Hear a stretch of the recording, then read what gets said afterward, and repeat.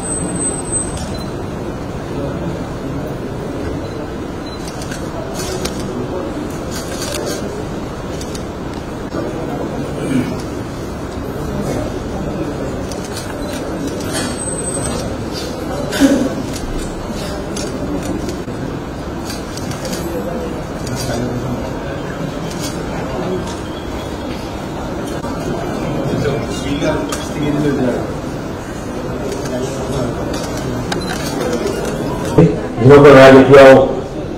আমাৰ প্ৰেক্ষাগৃহত বাহিৰত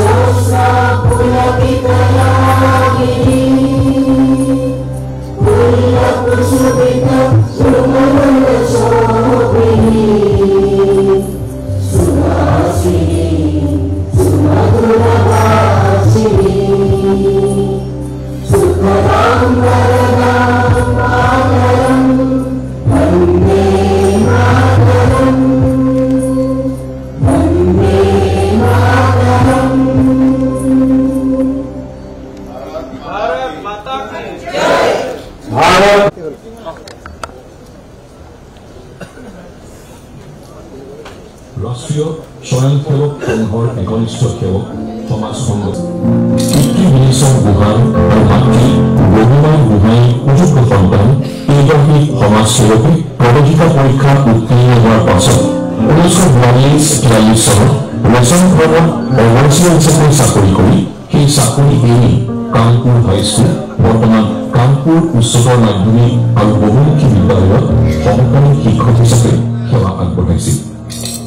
নিজৰ কৰ্মক্ষেত্ৰৰ সমান্তৰালকৈ গোহাঁইয়ে কৃষি কাৰ্য কৰাৰ লগতে ভাৰতৰ স্বাধীনতা আন্দোলনতো জপিয়াই পৰিছিল,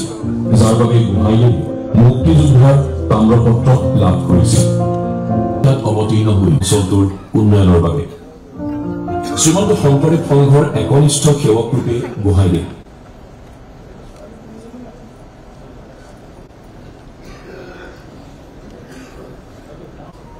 আমাৰ মাজত উপস্থিত আছে পয়াতৰ জীয়ৰী শ্ৰীযুতা দীপ্তি চেতিয়া ডাঙৰ বিয়া দীপ্তি চেতিয়া আমাৰ মাজত আছে আহক বাইদেউ।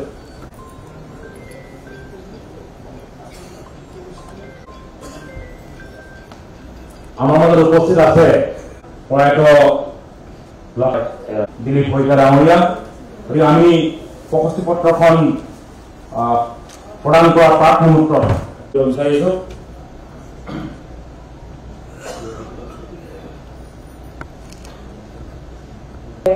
কোনোদিন ঘৰত বহি পেলাই তেওঁ সময় নষ্ট নকৰে, দ্বিতীয়তে তেওঁ শিক্ষক সকলো সেই কথাষাৰ লিখি ৰাখিছিল, কিন্তু পিছত গম পালো সেই কথাষাৰ ছাৰৰ নহয় নেপুলিয়নে কৈছিল। আচলতে ছাৰে আমাক লিডাৰশ্বিপ ট্ৰেইনিঙৰ পিছত কৈছিল যে মই নেপুলিয়ন শব্দটো কোৱা নাছিল, পিছত মই নিজে গম পালো কৈছিল নেপুলিয়নে হাজাৰটা সিংহক যদি এটা ভেড়াই নেতৃত্ব দিয়াহে মই ইমান চিন্তা নকৰো, কিন্তু হাজাৰটা ভেড়াক যদি এটা সিংহই নেতৃত্ব দিয়ে মই কিন্তু চিন্তা কৰো। তাৰমানে নেতৃত্ব ইমানেই প্ৰয়োজন, নেতৃত্বটো প্ৰয়োজন। গতিকে মই অনুৰোধ কৰো সকলোকে যে আমাৰ সকলো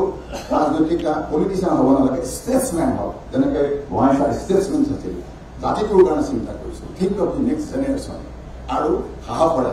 সেই ছাৰে যিটো সাহসৰে যাব দিছিল তেনেকৈ যাওঁ। সেইকাৰণে মই এই চমু বক্তব্যত পৰমপিতা পৰমেশ্বৰৰ ওচৰত কাপৰ প্ৰাৰ্থনা দেশখনৰ উন্নতি হওক, জাতিটোৰ উন্নতি হওক আৰু আমাৰ সমগ্ৰ দলটোৰ কাৰ্যকৰ্তা নেতা সকলোৱে সুন্দৰভাৱে সুবুদ্ধিৰে আগবাঢ়ি যাওক, এই ভগৱানৰ ওচৰত প্ৰাৰ্থনা জনাওঁ। আৰু শেষত আমাৰ কামবোৰৰ লক্ষ্য গোহাঁই ছাৰৰ এই স্মৃতি দিৱসটো ৰাজ্যিকভাৱে ইয়াত পতাৰ কাৰণে মোৰ ব্যক্তিগত আৰু কামবোৰত ৰাইজৰ হৈ ভাৰতীয় জনতা পাৰ্টী অসম শাখাৰ জনতা পাৰ্টীৰ সমূহ কৰ্তব্য সভাপতি প্ৰমুখে কৃতজ্ঞতা আৰু ধন্যবাদ জ্ঞাপন কৰিছোঁ। লগতে সৰুকৈ কওঁ, এই কথাখিনি আৰু 2022 চনত তেওঁৰ জন্ম শতবাৰ্ষিকী কামবোৰ কাৰ্যকৰী আগভাগ দিছিল আমাৰ কামপুৰৰ যুৱ নেতা উদ্যমী বিভূতিভূষণ বৰঠাকুৰ। তেওঁকো মই বিশেষভাৱে ধন্যবাদ জনাওঁ। ওম শান্তি, ওম শান্তি, ওম শান্তি। এগৰাকী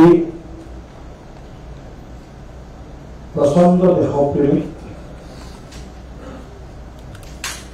কৃতি শিক্ষক, সুপ্ৰশাসক, আদৰ্শবান খেতিয়ক, বৈচাৰিক দৃষ্টিকোণেৰে অসমী মা ভাৰতীক দেশৰ একতা, অখণ্ডতা, সাৰ্বভৌমত্ব আৰু ৰাষ্ট্ৰবাদৰ মহান মন্ত্ৰীৰে লালিত পালিত হৈ আমাক সকলোকে উদ্বুদ্ধ কৰা প্ৰাতঃস্মৰণীয় প্ৰয়াত লক্ষেশ্বৰ গোহাঁইদেৱৰ স্মৃতিচাৰণ সভাত আজি আমি অশ্ৰুসিক্ত নয়নেৰে তেখেতলৈ শ্ৰদ্ধাঞ্জলি আমি জ্ঞাপন কৰিছোঁ। যিগৰাকী মহান ব্যক্তিয়ে সমগ্ৰ জীৱন দেশৰ কাৰণে উৎসৰ্গ কৰিছিল, যাৰ জীৱনত কোনো দাগ নাছিল, কোনো দাগ নাছিল, এজন দাগবিহীন জননেতা, ৰাজনেতা, ৰাজনীতিজ্ঞ, এজন ভাল শিক্ষক আৰু বহুতো তেখেতে এনেকুৱা শিষ্য জন্ম দিছে। তাৰ মাজত আজি এজনৰ বক্তব্য আমি শুনিছোঁ। গুৱাহাটী চিকিৎসা মহাবিদ্যালয়ৰ ডিব্ৰুগড় চিকিৎসা মহাবিদ্যালয়ৰ শল্য চিকিৎসক ৰূপে কাম কৰা এনেকুৱা বহুত তেখেতৰ অনুগামী শিষ্য, তেখেতক ভাল পোৱা, তেখেতৰ গুণমুক্ত ই অসম মুলুকত আছে, যিসকলে তেখেতৰ জীৱনৰ পৰা অনুপ্ৰেৰণা লাভ কৰিছে। তেখেতৰ জীৱনটোৰ তেখেতে যিখিনি আদৰ্শ পথ আমাক দেখুৱাই গৈছিল তাৰ নিকট সান্নিধ্য লাভ কৰিছে। সেয়েহে ভাৰতীয় জনতা পাৰ্টীৰ কাৰ্যকৰ্তা হিচাপে আমি আজি তেখেতৰ পুণ্যতিথি আজি উদযাপন কৰাৰ কাৰণে আমি ইয়াত সমবেত হৈছোঁ। আমাৰ মাজত অসম চৰকাৰৰ সন্ধিও কৰিছে আৰু মই ভাবোঁ আজি এই অনুষ্ঠানটোৱে ভাৰতীয় জনতা পাৰ্টীৰ যিসকল কাৰ্যকৰ্তাই আজিৰ দিনটোত দলটোৰ হৈ দেশৰ হৈ সেৱা আগবঢ়াই আছে, আমাৰ সকলোৰে বাবে তেখেতৰ জীৱন দৰ্শন নিশ্চিতভাৱে আমি জনাৰ প্ৰয়োজন আছে আৰু তেখেতৰ সামগ্ৰিক জীৱন দৰ্শনৰ পৰা আমি বহুতখিনি পোৱাৰো আমাৰ ফল আছে। সেইকাৰণে আমি ভাবিলোঁ যে কিছুদিন আগত যেতিয়া আমি বিভূতি বৰঠাকুৰ আমাৰ ওচৰত আহিছিল, লগত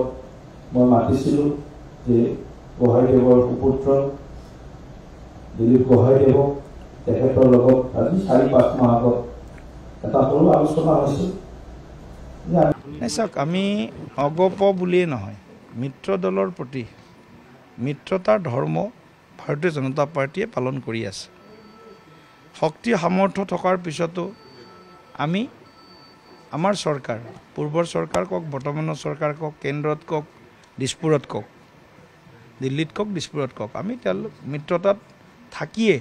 মিত্ৰপক্ষক লগত ৰাখিয়ে আমি চৰকাৰ গঠন কৰিছোঁ আৰু যিমান আজি অসমৰ উন্নয়ন কাম হৈছে সেই কৃতিত্বটোত তেওঁলোকৰো অংশীদাৰ মানে নহয় বুলি কোনেও নকয় আমি সকলোৱে NDA হিচাপে তেওঁলোকো আমাৰ অংশীদাৰ আৰু অগপ দল যিহেতু আমাৰ 2001 চনত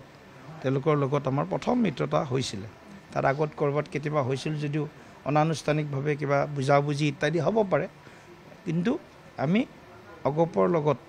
এই সময়খিনি আমি আমাৰ পাৰ কৰা সময়খিনি আমাৰ প্ৰাপ্তিৰ সময় আছিলে গতিকে এনেকুৱা নহয় যে আমি ক'ৰবাত বহুত কিবা মানে প্ৰত্যাহ্বানৰ সন্মুখীন হৈছোঁ ঠিক আছে ক'ৰবাত আমাৰ চিট এটা তেওঁলোকে খেলিছে তেওঁলোকেও জিকিছে ইয়াত কোনো ধৰণৰ কথা নাই কাৰণ এইটো আমাৰ যিটো বুজাবুজি সেই বুজাবুজিটোৰ মানে আধাৰতে আমি এইখিনি কাম কৰিছোঁ গতিকে এই বুজাবুজিটো 2026তো থাকিব আৰু সম্ভৱ হ'লে আগলৈও আমি আগবঢ়াই লৈ যাম তৃণমূল পৰ্যায়ত এই বিষয়টো খুব আউট লাগিছে দুই এজন তেনেকুৱা ধৰক মানে খাল সিঁচোতে কেতিয়াবা খালৰ মাজত দুই এটা শিঙি ওলাই যায় তেওঁলোকে বুজিব সময় আহিলে সকলোৱে জানে যে এতিয়া এই সময়ত নিৰ্বাচন জিকিব লগা হ'লে কেৱল আৱেগেৰে নিৰ্বাচন জিকিব নোৱাৰে ব্যৱহাৰিক বাস্তৱিক পৃষ্ঠভূমি ৰাজনৈতিক পৰিৱেশ ভোটাৰ ৰাইজৰ ওপৰত গোটেই কথাখিনি নিৰ্ভৰশীল গতিকে ৰাইজৰ যিটো আপোনালোকে যদি গোটেই কথাখিনি চাবলৈ যায় তেতিয়া নিশ্চয় দেখিব যে এতিয়া এটা উন্নয়নৰ পক্ষে ৰাইজে অৱস্থান কৰিছে চৰকাৰখনে কাম কৰা কামক ৰাইজে আজি যথেষ্ট সন্তুষ্ট কিন্তু তাৰ ভিতৰতো কিছু অংশ থাকিব আমিতো 50% ভোট পাওঁ 50% ভোটটো বিৰোধীত থাকে বিভিন্ন ভাগ হৈ থাকিলোঁ বা কেতিয়াবা 53% ভোট পাইছোঁ কেতিয়াবা 57% ভোট পাইছোঁ কিন্তু কথাটো হ'ল কি এই আমাৰ গৰিষ্ঠ সংখ্যক লোকে চৰকাৰখনৰ কাম কাজৰ প্ৰতি সন্তুষ্ট আৰু এইখিনি কথা আমি দেখিছোঁ এতিয়া হয়তো কোনোবাই প্ৰতিক্ৰিয়া দিব ছ'চিয়েল মিডিয়াত আপোনালোকে এটা শ্লাইড দিব তাত কিছুমানে প্ৰতিক্ৰিয়া দিয়াসকল বেছিভাগেই ৰাজনৈতিক উদ্দেশ্য প্ৰণোদিত প্ৰতিক্ৰিয়া দিয়াসকল গতিকে যিটো সঁচাই যিটো ভিজিবিলিটি আছে সেইটো ভিজিবিলিটি আপোনালোকেও দেখিছে সাধাৰণ ৰাইজেও দেখিছে সকলোৱে দেখিছে গতিকে ইয়াত আমাক কিবা বঢ়াই টুটাই কোৱাৰ প্ৰয়োজন নাই যিটো সঁচা সেইটো সঁচা আৰু যিখিনি হৈ আছে সেইখিনি ভাল হৈ আছে আৰু যিখিনি হ'ব সেইখিনি ইয়াতকৈ ভাল হ'ব প্ৰয়াত লক্ষেশ্বৰ গোহাঁই ডাঙৰীয়া অকল বহমপুৰ সমষ্টিৰ বিধায়ক হিচাপে নহয় তেখেত অসম ভাৰতীয় জনতা পাৰ্টি অসমৰ কাৰণে এজন বহুত বিশাল নেতা তেখেতে ভাৰতীয় জনতা পাৰ্টিৰ প্ৰথম প্ৰতিষ্ঠাপক সভাপতি আছিলে জনসংঘৰ দিনৰ পৰা তেখেতৰ যি ত্যাগ ভাৰতীয় জনতা পাৰ্টিৰ আজি আমাৰ ভাৰতীয় জনতা পাৰ্টিৰ যিটো স্থিতি সেই স্থিতিটো সেইসকল ব্যক্তিৰ মহানতাৰ কাৰণে তেখেতসকলৰ ত্যাগৰ কাৰণে আমি আজি এই পৰিস্থিতিটো পাইছোঁ মই প্ৰয়াত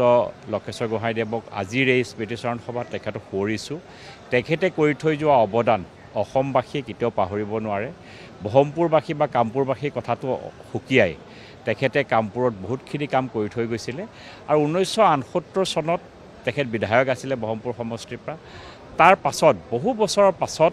সেই সমষ্টিটো পুনৰ ভাৰতীয় জনতা পাৰ্টিৰ দখললৈ 2021ত আহিছে মই ভাবোঁ তেখেতৰ উত্তৰাধিকাৰী হিচাপে তেখেতে যিমান সুবিশাল চিন্তা কৰিছিলে ইমানখিনি কৰাৰ সামৰ্থ্য মোৰ নাই কিন্তু তেখেতক মই সদায় অনুসৰণ কৰি তেখেতে কৰিবলগীয়া কামখিনি তেখেতৰ নীতি আদৰ্শক আগত সৰুগত কৰি ভৱিষ্যতে দিনত লক্ষেশ্বৰ গোহাঁই ডাঙৰীয়াৰ স্মৃতি আৰু তেখেতৰ আদৰ্শক মই জীয়াই ৰখাৰ প্ৰচেষ্টা কৰিম